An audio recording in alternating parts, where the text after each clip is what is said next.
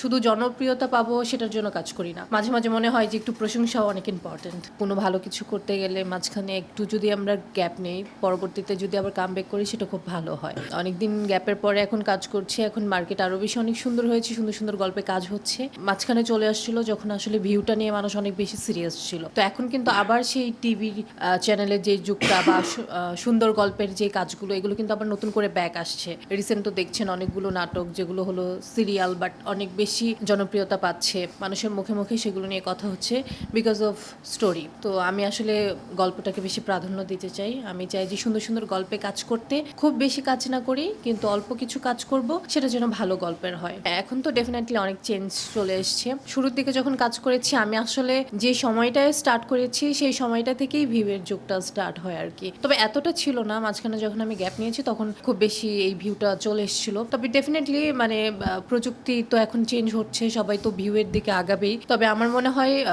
ভিউয়ের পাশাপাশি মাঝে, মাঝে আমাদের গল্প নিয়েও ভাবা উচিত। কারণ দর্শক এখন অনেক বেশি স্মার্ট হয়েছে। তারা যে শুধু ভিউটা দেখে তাও না। তারা গল্প জাজ করে, সেখানে শিক্ষণীয় কিছু আছে কিনা। কারণ আমরা অভিনয় করছি, আমরা যদি অভিনয়ের মাধ্যমে সাধারণ দর্শকদের মনে জায়গাই করে নিতে না পারি বা তাদেরকে ভালো কোনো মেসেজই না দিতে পারি, তাহলে আমার কাছে মনে হয় এই অভিনয় করাটা আমাদের কাছে ব্যর্থ।